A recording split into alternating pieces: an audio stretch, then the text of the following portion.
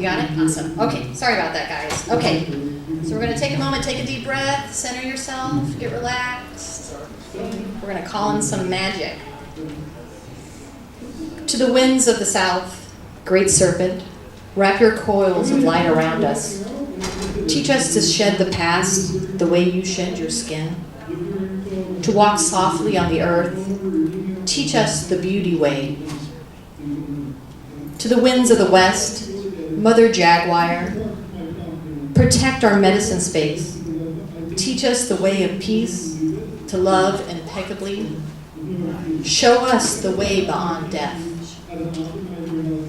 To the winds of the north, hummingbird, grandmothers, grandfathers, ancient ones. Come and warm your hands by our fire. Whisper to us in the wind. We honor you who have come before us, and you who will come after us, our children's children. To the winds of the east, great eagle, condor, come to us from the place of the rising sun. Keep us under your wing. Show us the mountains we only dare to dream of. Teach us to fly wing to wing with great spirit. We've gathered for the healing of all our children, the stone people, the plant people, the four-legged, the two-legged, the creepy crawlers, the finned, the furred, and the winged ones, all our relations. Father, Son, Grandmother Moon, to the star nations, Great Spirit, you who are known by 1,000 names, and you who are the unnameable ones, thank you for bringing us together and allowing us to sing the song of life.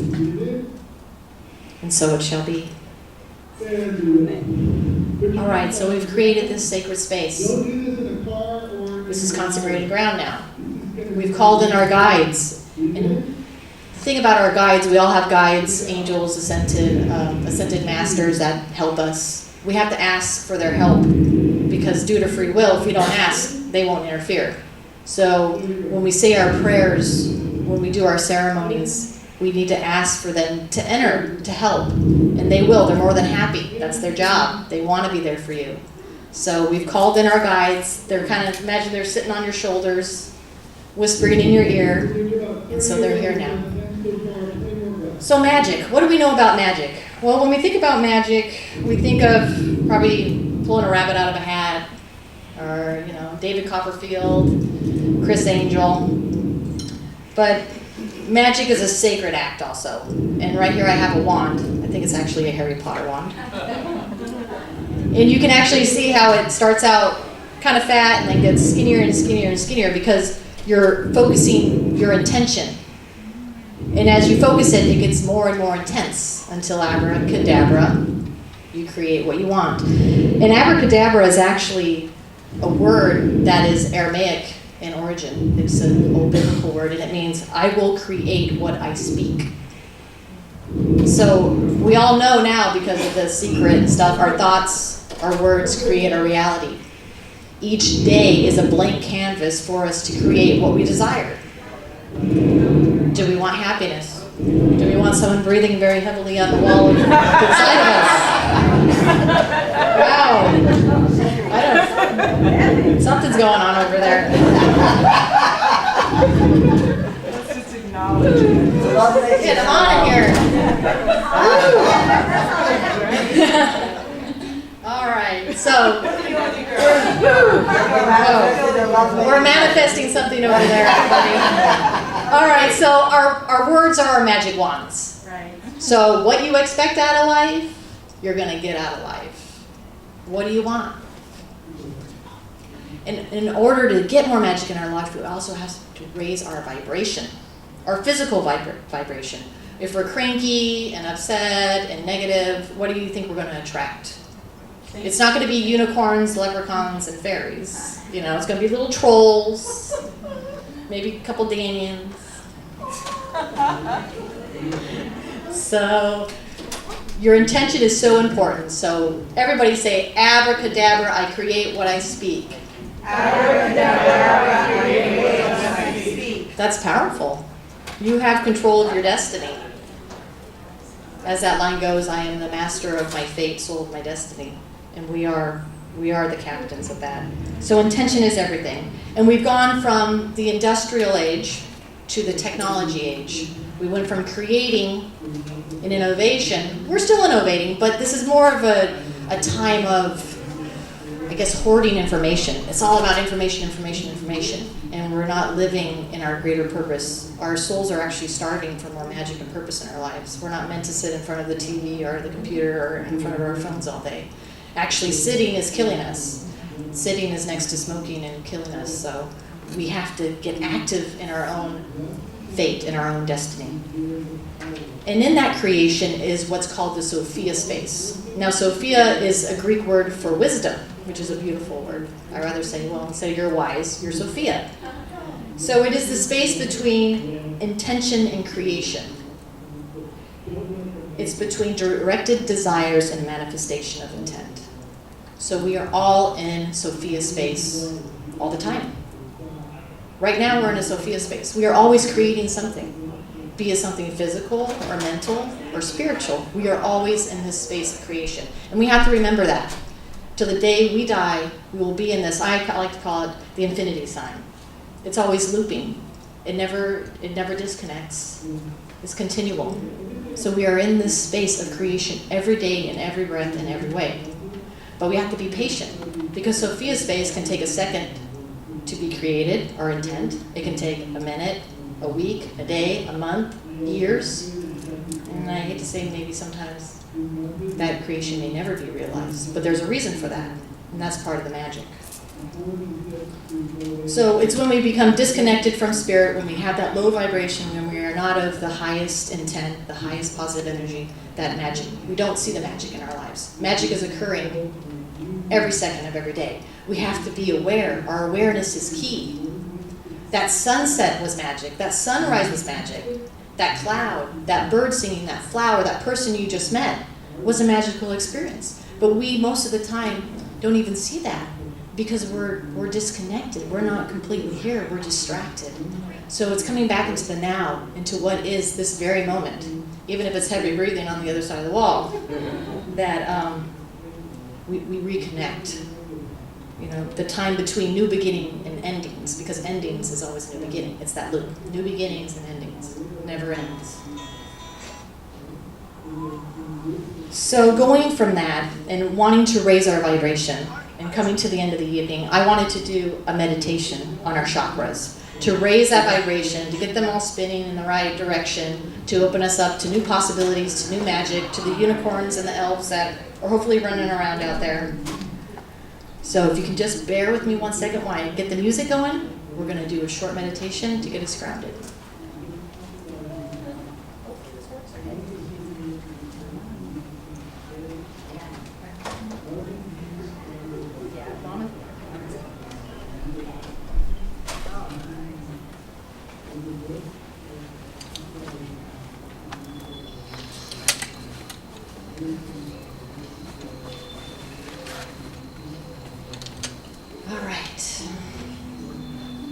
If everyone can take a moment and get comfortable and relaxed in their chairs. Put your feet flat on the floor and your hands stretched out over your lap.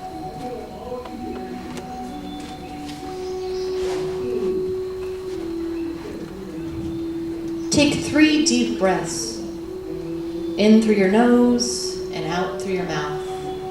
In through your nose, out through your mouth. In through your nose, out through your mouth.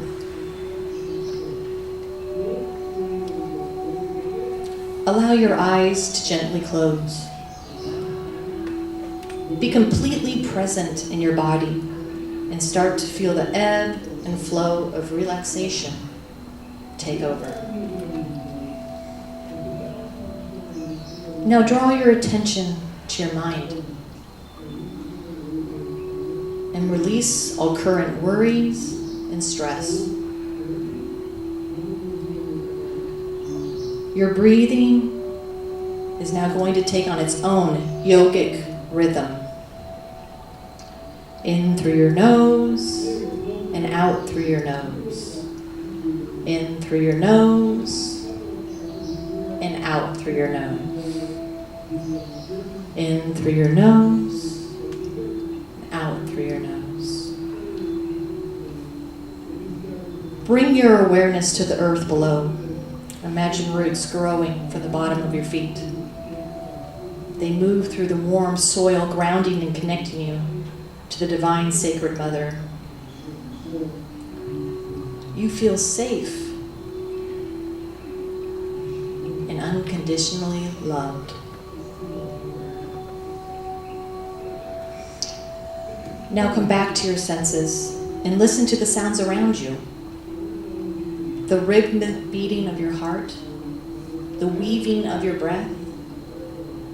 Notice how the air feels next to your body. Is it cool and warm? Is it tingling and vibrating with energy?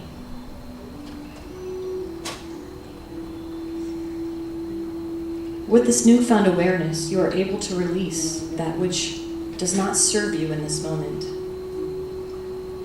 You are at one with your soul and the cosmos. We are all made of stars.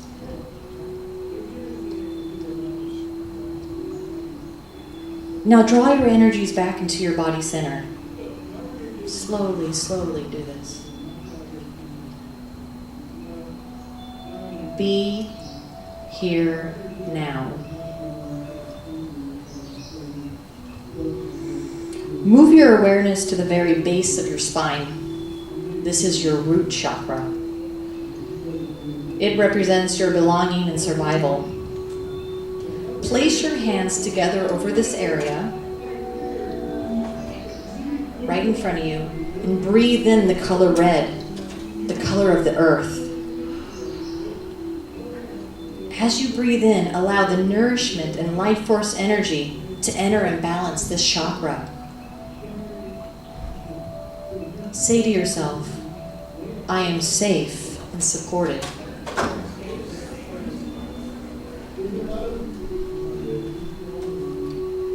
Allow your awareness now to slowly rise up to your belly, just below your navel. This is the sacral chakra. It represents your emotions, sexuality, and creativity. Place your hands over this area and breathe in the color orange, the color of the rising sun. Say to yourself, I am creative and balanced.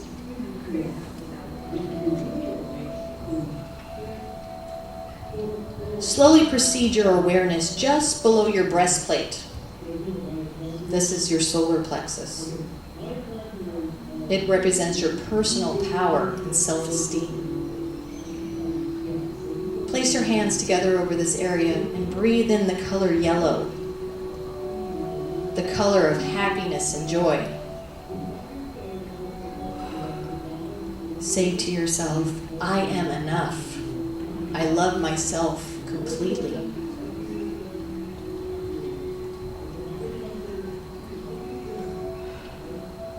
When ready, start to move your awareness to the center of your chest. This is your heart chakra. It represents unconditional love. Place your hands together over this area and breathe in the color green, the color of spring and new growth. Say to yourself, I am pure and divine love.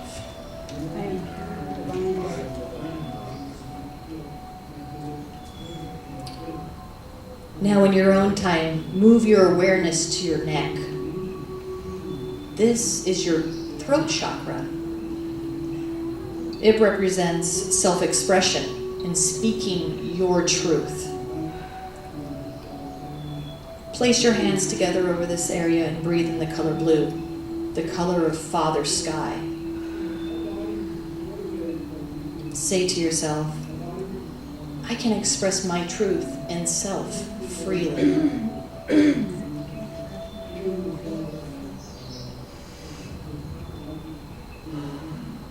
Take your focus now to your forehead, right between your eyebrows. This is your third eye. It represents intuition and wisdom. Place your hands together over this area and breathe in the color indigo, the color of the evening sky and Mother Moon. Say to yourself, I will follow my intuition and inner wisdom.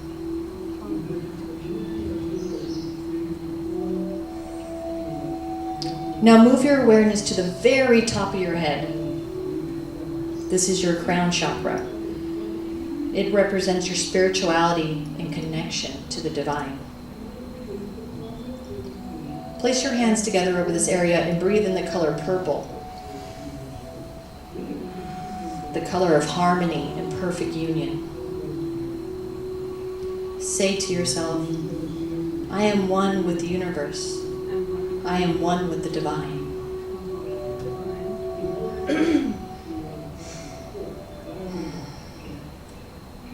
You are now ready to travel back to the present moment. Completely whole and balanced. Your chakras are open and radiating pure love. You have integrated all aspects of your being. Now take 3 deep breaths. In through your nose and out through your mouth. In through your nose, out through your mouth. In through your nose, and out through your mouth. When you're ready, open your eyes and stretch your arms, raise them up, stretch your arms out, expand your aura. Expand your aura out so it fills the room. Welcome back.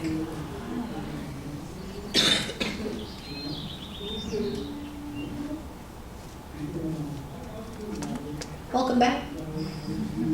All right, so we're grounded. We've raised our vibration. We're open to magic. And yay! And that's all it really takes to connect. It's that simple. We just have to take the time out of our busy days and our schedules to do it. And that's the hard part, because we're all busy little beavers out in the world trying to get stuff done. But we have to take time for ourselves. This is self-care.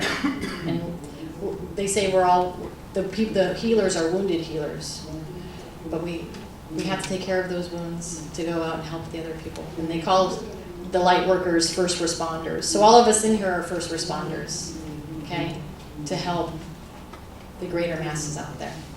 So let's ignite our magic in our life so we can help ignite it in everybody else's. So I came up with 7 keys to unlock that everyday mystery. And they're in no particular order. My mom kept telling me, well, what time of day are you going to do this? And what time of day are you going to do that? And I said, whenever it works for you. So there's no particular order to these steps, just if you can incorporate them, that's awesome. Okay. So the first step to unlocking everyday magic is home is where the hearth is. Everything starts at home. Our love, our peace, our joy, our dreams. Everything starts in those walls. They say live well, laugh often, and love much, and that all starts there. If we live in a home that is in disarray, disharmony, we're not going to be able to go out in the world and shine our light the way we are supposed to. So we need to make our home a sanctuary. It's a place of peace, a place of harmony. It's where we go to heal, to rejuvenate, to start again for the next day. And the beautiful thing about the next day in our home is that they say art is a thing, but art is not a thing. Art is a way of being. Every single one of us is an artist in our own lives. We wake up to a blank canvas every day. We are the bards, the writers, the directors, the cast and crew, the producers, the griff, the key, whatever all those lines are. We are every single one of those positions in our own lives. So is today going to be a romantic comedy? Is it going to be a drama, an adventure, a horror story? You know, Saw number 5 or whatever. I don't know. So it starts at home. And it starts by making it a sanctuary. And we can make our homes a sanctuary by the way we keep it. Is it clean? Is it organized? Are we using the right lighting? Are we letting fresh air in? Are we lighting candles, incense? Is it cheerful colors? I mean, you got to imagine your house as an extension of your body. It has an aura just like you. You're going to be a beacon of light to the universe. So you have to watch what you put into it. There's a threshold, your front door, and it's like going to another dimension. The world could be going crazy outside, but once you walk in your house, you're protected. It's like you're in another world, right? It doesn't matter what's going on out there. But we have to be very particular about what we let into our worlds through the TV, violence, through your computer. Are you listening to heavy death metal that makes you want to go and hurt people? So it's true. It's very true. You have to raise the vibration of your house. All right, play classical music, play new age music, light your champa incense, put on your candles at night.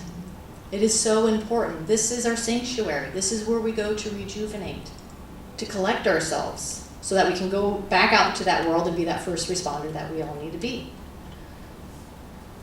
So most of us know that the hearth is not the center anymore of the home. The center has kind of become the kitchen. Not everybody has a fireplace anymore. So our kitchen is kind of the social meeting ground for us. So it's important to eat healthy foods, to make it with our own hands, to create in that. Our kitchen is our apothecary. It's our medicine cabinet. Food can heal. And this is where it starts, in the kitchen, in our homes. Okay? It's very, very important. And it's also important to protect your home. Most of us have heard of the evil eye. You put that above your door, keeps out unwanted spirits, any negative energy. You can plant rosemary next to your door, put salt over your threshold and your window sills, keep out little yuckies. So it's important to keep it safe, because you're a beacon of light. You're going to attract a lot of stuff that may not be so fun because of that. So just remember to always keep your home safe, protected, violence-free, a sanctuary, a place of peace.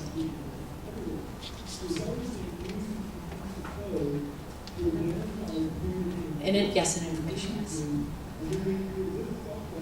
So once we finally get to that place of where our homes are well kept, organized, happy, shiny, places where we actually want to go home to, because there's nothing worse than not wanting to go home to your home, we can then move on to the next step of waking up with gratitude. Now, gratitude, we've all heard, is a very important concept to get more of what we want out of life, right? We're grateful for the sun and the air and the trees and our families. 10 minutes? How's that possible? Okay. Okay, we have 10 minutes out of, okay, that's fine. It says it's 6:35. I don't know where 10 minutes came out of that. Okay, it's okay. We're all good. All right, we'll zip through this. Actually, in real life, this would probably be a 4-hour workshop. So, okay, so we're going to wake up with gratitude. It's important to start our day off the right way. Okay, salutation to the sun. Give your thanks. They say you should wake up 3 hours before you have to go to work, because we're all up in a rush. We throw our clothes on, we get out the door. We don't have any time to actually come together and reflect on how we want our day to be. We're planning that out. Is this going to be a good day, a successful day? What is it going to be? Is it going to be that horror story or that love story? So you want to plan to walk in beauty. Make that day the best day you can. It's also important in those moments of gratitude in the morning. You get up, you walk, you do your yoga, your tai chi, you stretch, you get connected and grounded. All right, sorry, we got to move on to the next step. Number 3, return to solitude. Now, solitude is hard to come about these days in silence, but I wanted to sum it up in this paragraph of how important it is. Solitude summons us to healing. It calls us to sacred time of rejuvenation in which spiritual wholeness is nurtured.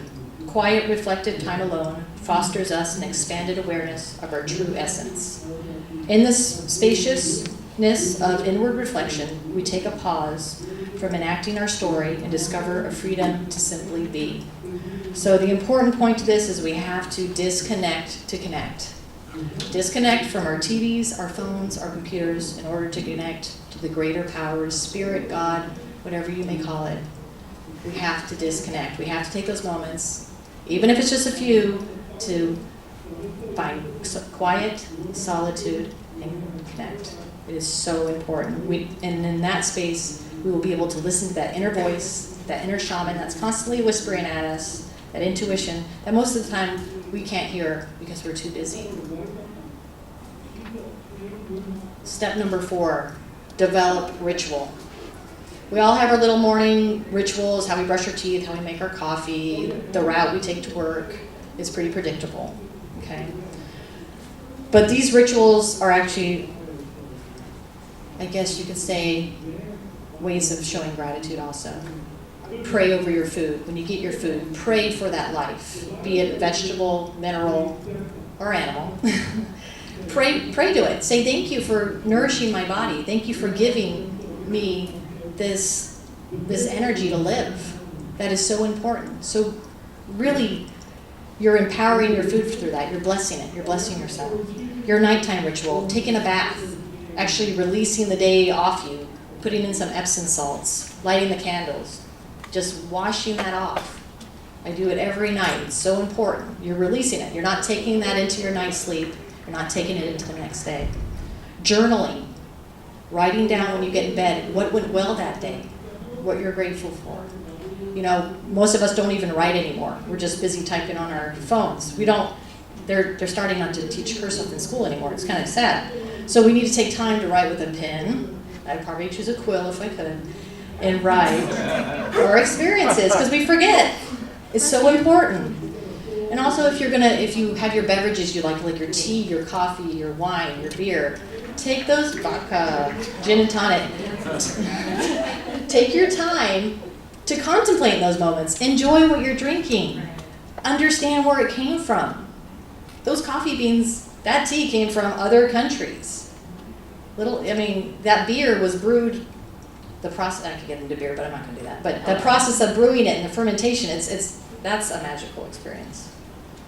All right, number 5, attune to nature. Nature is our greatest healer and teacher. We are so disconnected in our concrete jungles of LA. I'm from Las Vegas. We get disconnected very easy. We live in our square boxes. We drive in our square cars. We watch our square TVs. Everything's square. So we need to connect to nature through the seasons, the solstices, the equinoxes, through the moon, the full moon, the new moon. Do ceremony and ritual for that, releasing and renewal. Another cool way to connect with nature is if you can put up a bird feeder, a hummingbird feeder, a water fountain, a wind chime so you can hear the wind. I just did this recently. I haven't had wind chimes up, and it's so magical when that little breeze, it's not a gust of wind, comes in and you hear that. It's truly, you're in the element of air then. So work with the elements, fire, water, earth, air. It's important to connect. Ground yourself. Go outside, if you can, find some grass and walk barefoot, just even if it's 5 minutes. Connect to that earth. Go and hug that tree. Actually, hug a tree. It is so important. Hug that tree, because it's going to give you energy and you're going to give it energy. That is so important. Don't underestimate that. And then, when you do all that, hopefully, when you have your wind chimes or bird feeders and your fountains and you're connecting and hugging trees and walking barefoot, the fairy folk will come visit you. They have to me. I have rabbits, and they say rabbits and fairies are associated, and they have actually come to the side of my bed and yanked on my blankets. It's very annoying. But once you connect to that, you will get little critters that will come and visit you because you're vibrating to that frequency. So be open to nature. Hike, travel, explore, protect. This is our mission. Number 6, embrace the wabi-sabi of life. Wabi-sabi is a Japanese philosophy of seeing the beauty in imperfection and impermanence. And life is very wabi-sabi. Life is not perfect. It actually started in the 15th century kind of as a rebellion against the tea ceremony, which was very rigid, and the very upper class. So wabi-sabi is old, used, tattered, tradition. It's not IKEA, it's an antique store. That's what it is. So we need to embrace the imperfection of life. We all want life to be perfect and problem-free, but that ain't going to happen. My favorite book is The Obstacle is the Way, and it's about Stoic philosopher Marcus Aurelius. He was a Roman emperor. And the obstacle is the way. We all want to get around it, but that obstacle is the way, and that's a very wabi-sabi way of looking at life. Okay? It was put there for a reason. and it's about flowing with it. If you want to know about flow, read the Tao, because the Tao is all about the flow. You bend with life, you flow with the water. It's very important. So you have to find peace with what is, and that's really hard. But when you do, you'll start to see more magic in it. All right, number 7, the final step. Celebrate. Life is a sacred party. There's a quote that said, life should not be lived, it should be celebrated. There is always a reason to celebrate. Not just birthdays or Christmas or Thanksgiving. Every day should be a celebration. Crack that champagne open, put out those balloons, throw the confetti.